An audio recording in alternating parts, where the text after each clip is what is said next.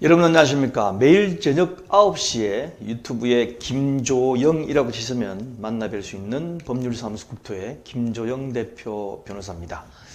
재건축 재개발 조합 등 임대의원 공부방입니다. 이 강좌는 6강좌인데 11번째 시간이 되겠습니다. 정비사업 전문관리업자가 정식 명칭인데 약칭하면 정비업체라고 얘기하죠. 이 정비사업 전문관리업자를 재건축 재개발 또는 소규모 정비사업 하면서 반드시 선정해야 되느냐, 그리고 선정한다면 그 시기는 언제 하는 것이 좋은 것이냐에 대해서 말씀을 드리도록 하겠습니다. 이 유튜브로 보시는 분은 더보기란에 재생 목록을 치시면 이 강좌가 쭉 나오도록 되어 있으니까 한번 보시고 순서대로 공부를 해주시되 25년간의 저희 경험으로 여러분과 같이 하도록 하겠습니다. 자, 그러면 먼저 정비사업 진행상에 중요지기 순서라고 제목이 되어 있어요. 제목 잡기 참 어려운데 제가 말씀드리고자 하는 취지는 정비사업을 진행하는데 제일 중요한 순서가 누구부터냐는 거죠. 보겠습니다. 정비사업은 지금 표에서 보시는 것처럼 많은 과정을 거치고 많은 기간이 지나가게 됩니다. 이 가는 과정에서 비틀거리기도 하고 실패하기도 하고, 그렇지만 끝까지 갈 때까지 기간이 길어질 수도 있고 짧아질 수도 있고 합니다. 그거를 누가 좌지우지하느냐 또는 누구 때문에 영향력을 받을 수 있느냐. 첫 번째, 조합장하고 추진위원장입니다. 조합장님하고 추진위원장님이 누가 되느냐에 따라서 달라져요. 정치인도 누가 되느냐에 따라서 나아가는 방향이 달라지듯이 재건축 재개발 소규모 정비사업 또한 마찬가지로 조합장이 누가 되느냐, 그 이전 단계인 추진위원장이 누가 되느냐에 따라서 많이 좌우된다고 생각하시면 됩니다. 그래서 저는 중요지기 순서 1순위가 조합장과 추진위원장이다. 잘 뽑아야 되겠죠? 그냥 할 사람이 없다고 해서 아무나 시키면 그 다음부터는 골머리 아픕니다. 그 다음 두 번째 중요한 게 조합 이사, 감사, 대의원이에요.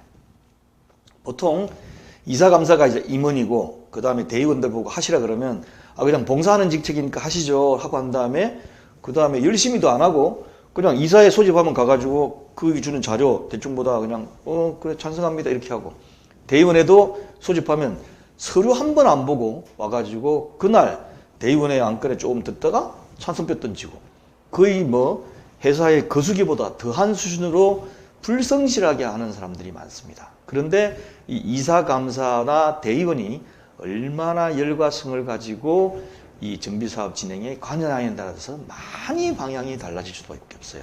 그래서 2순위 조합 이사감사 대의원입니다. 그 다음 3순위가 누굴까요? 3순위. 자, 사람은 다 있습니다.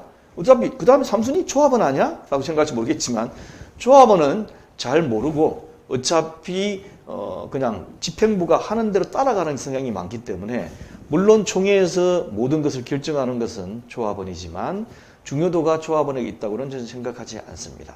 그 다음 순위가 누굴까요? 정비업체입니다. 정비사업 전문관리업자를 누구를 뽑느냐, 어느 회사를 뽑느냐에 따라서 정말 힘들게 사업을 진행하고 정말 실력도 없는 애들이 왜 와 있냐, 쟤네들 때문에 사업이 이상하다, 쟤네들이 협력업체가 짜고 가지고 다 이렇게 하는 거 아니냐, 이런 욕을 들어먹을 수가 있는 가능성이 충분한 직종이 정비사업 전문관리업자예요. 그래서 정비사업 전문관리업자를 잘 뽑아야 됩니다. 그러면 어떻게 하면 잘 뽑느냐?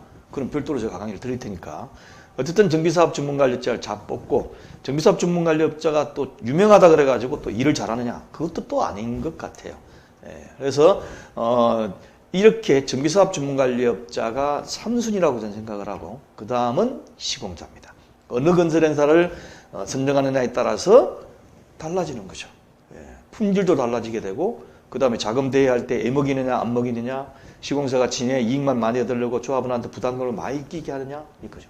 그리고 나서 그 다음 단계의 협력업체가 누구냐? 많은 협력업체가 한 20, 30개 정도 있습니다. 그 중에 제일 중요한 것은 저 같은 변호사라고 생각합니다.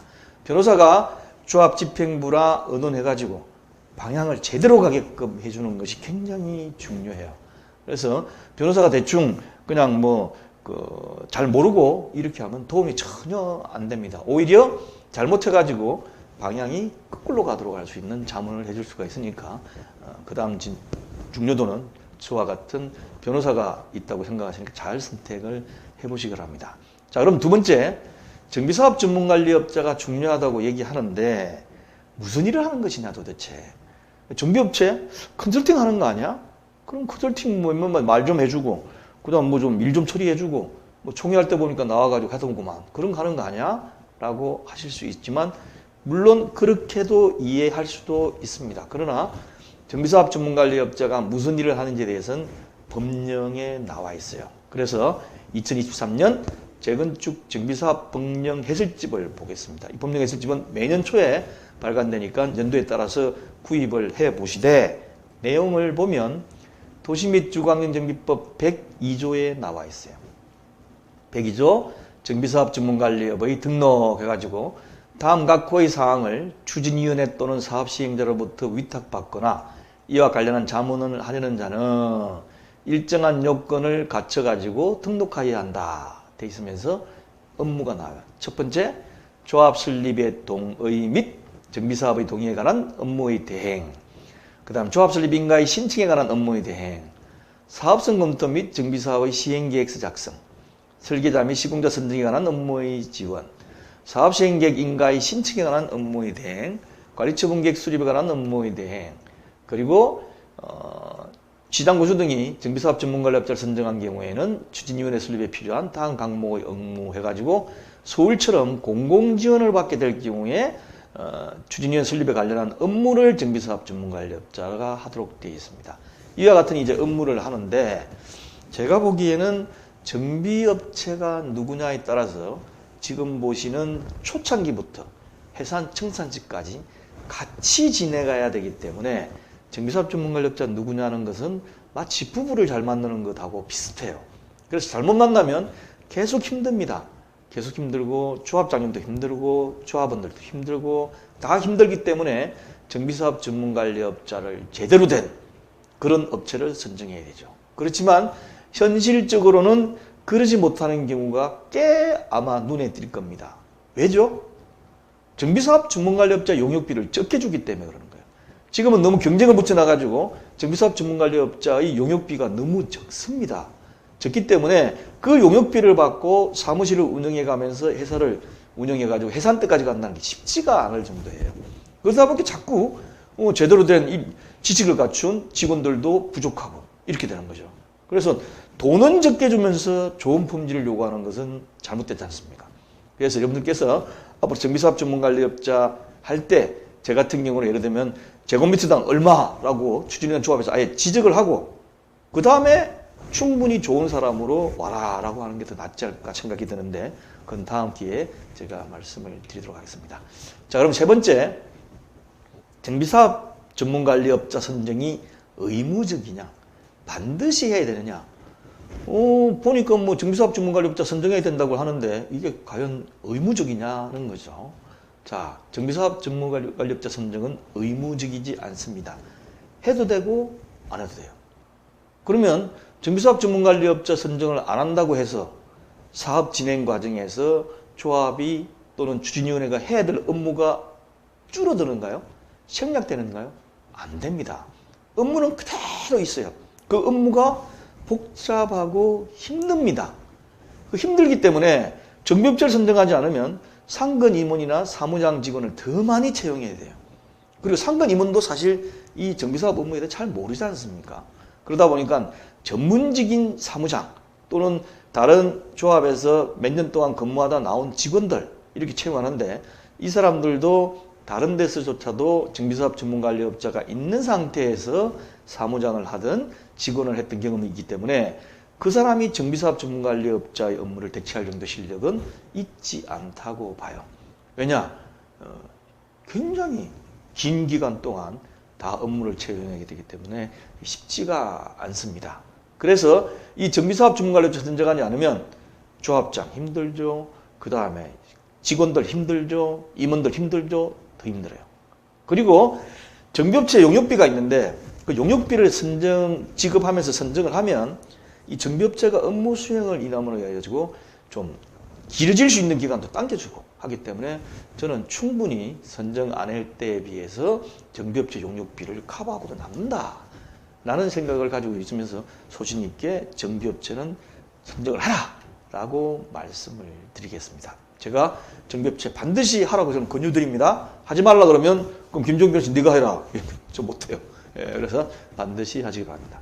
자, 그럼 마지막으로 정비사업 전문관리업자를 언제 선정하는 것이 좋으냐? 언제 선정하는 것이 좋을까요? 아까 보신 사업 진행도가 쭉 있습니다. 언제? 될 수 있으면 빨리. 그게 언제냐?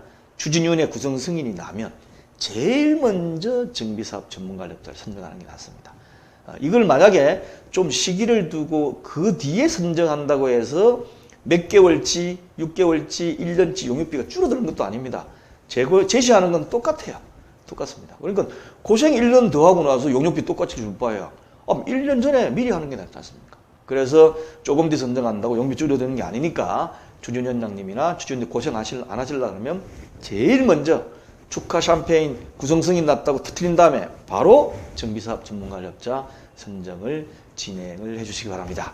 자, 저희 사무실 홈페이지에 오면 여러 가지 강의가 많이 있는데 그 중에 왼쪽이 재건축 재개발, 중간이 나홀로 소송, 그 다음에 일반 부동산 여러 가지 있으니까 많이 시청해 주시기 바랍니다. 홈페이지 보십시오.